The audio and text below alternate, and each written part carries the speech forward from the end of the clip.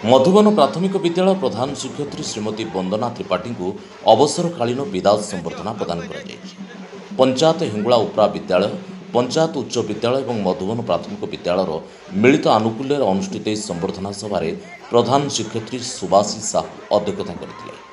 मुख्य अतिथि भाव में ब्लॉक शिक्षा अधिकारी नीलांबर मिश्र, सम्मानित अतिथि भाव जाजपुर जिला उस्तार संपादक अमूल्य कुमार दास, एबीओ शांतिलता राउत, निम्न माध्यमिक शिक्षा संघर सभापति अरुण कुमार राउत, सीआरसीएस प्रमोद कुमार पारिक जोगदी श्रीमती त्रिपाठी शिक्षक जीवन निष्ठा और त्याग संपर्क में आलोचना करते। यह अवसर अतिथि माने विदायी शिक्षयित्री को उपढौकन मानपत्र दे संबर्धित करते।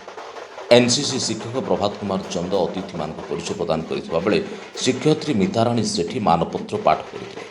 अन्यमानक मध्य सरपंच अशोक कुमार मल्लिक, समिति सभ्य सौम्यरंजन राउत, अरुण कुमार साहू, प्रधान शिक्षक गोविंद देवादी, बैकुंठ राउत, शिक्षक कृष्णचंद्र नाथ, संजय महांती, प्रतिभा सामल, ममता बोईती, पुष्पलता राउत, सुधाकर स्वाई, प्रदीप सुपार, पीताम्बर मल्लिक, निहार रंजन साहू प्रमुख उपस्थित थे।